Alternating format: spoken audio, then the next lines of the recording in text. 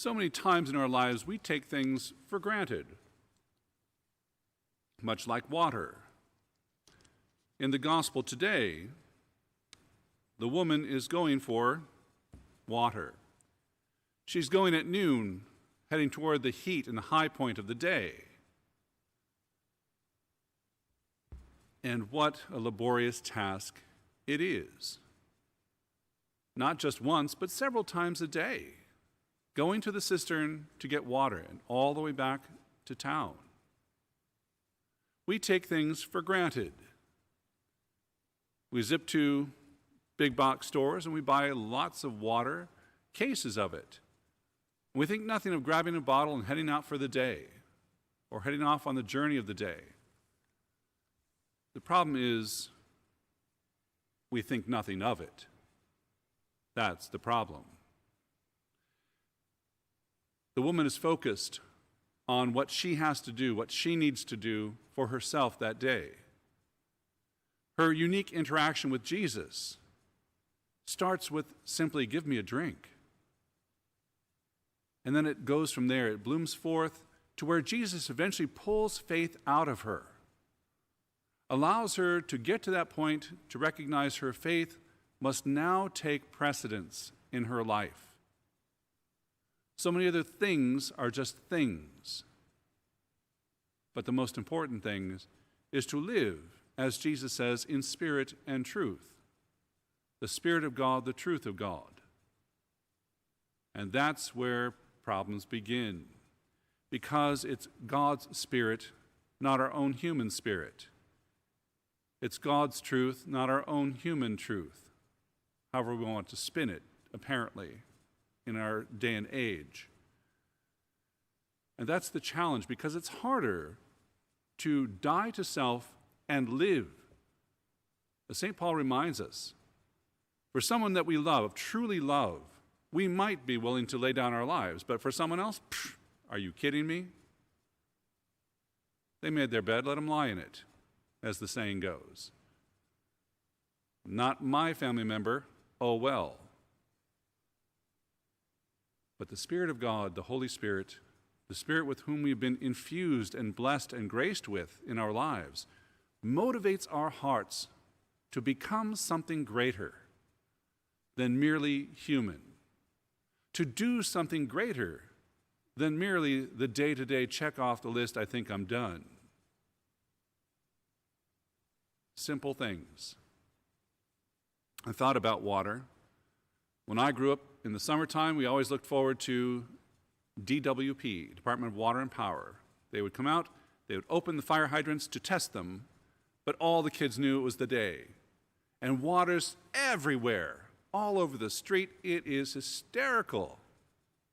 I haven't seen that, of course. I haven't been looking for that as I get older. But that was great. But we looked forward to it. Something as simple as water gushing and flowing. Or going to a friend's house when it was like 100 plus degrees and getting to swim in the pool. Looking at something so simple with such great joy and anticipation. And now, as we get older, we just kind of take it for granted. Got a pool? Oh, that's nice. You know, turn on the faucet, there's water. Unless it's not there. Unless they're doing some repair work and they're shutting off the water. Oh, then tragedy strikes. We don't know how to prepare or plan for or anticipate real needs. And unfortunately, it falls into our spiritual life as well. We don't plan and anticipate the spiritual needs. Jesus is trying to pull out of the Samaritan woman, and indeed everyone in the town who comes to believe in him, pull out of them what God knows already exists. The faith is there, but perhaps it's dormant, perhaps it's unused, if you will, because of so many other things getting in the way. It's a great challenge to believe in every age and within every generation.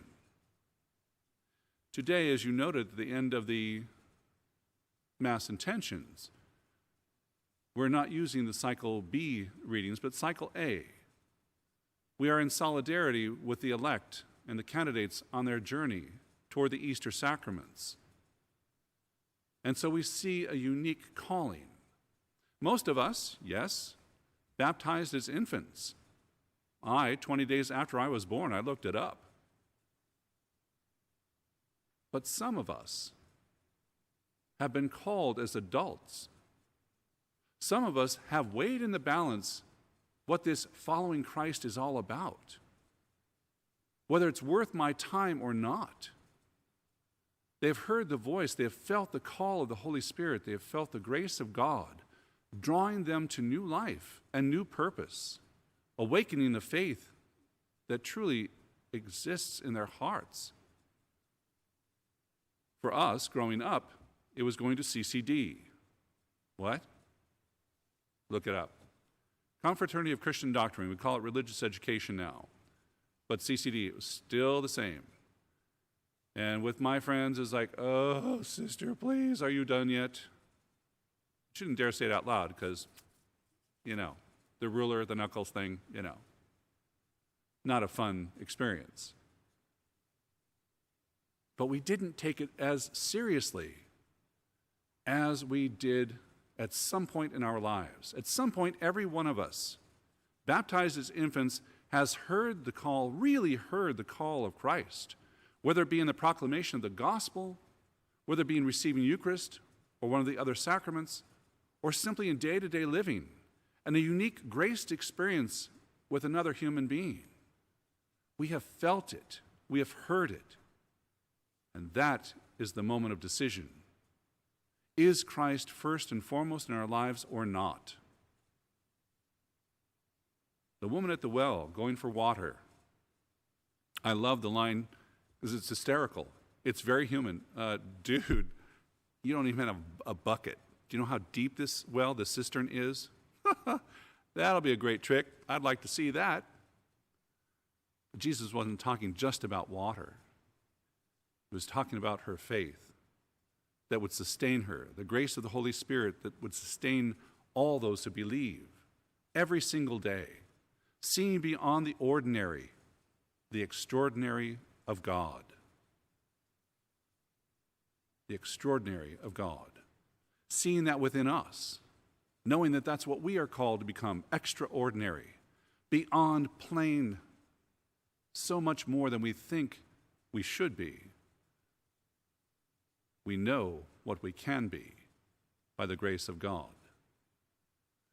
And so we remember and pray for and journey with those who have heard the call of God, those who are now on their journey, the elect, the candidates, those who at the Easter Vigil will become the children of God through the waters of baptism, will become the brothers and sisters of Christ and of us. We journey with them in solidarity. We strengthen and support their desire, for they remind us of the importance of God's call every single day. They know what it is to struggle, especially if they've talked to friends, family, who don't necessarily believe, who keep nitpicking and chipping away at their decision. Oh, you're going to be one of those Christian goody-goodies, huh? Yeah. You know how hard it is to continue to believe when you make the statement of faith, when you put yourself out there as a follower of Christ, as a Christian. It's tough. It's tough. Because the world does not appreciate, nor acknowledge, nor want to acknowledge that Christ calls all of us to change, to grow, to be better. The woman at the well, going for a simple drink of water. It's nice, and on those days when it's awfully hot, we'll remember the summer sprinklers of hydrants being opened and just enjoying life.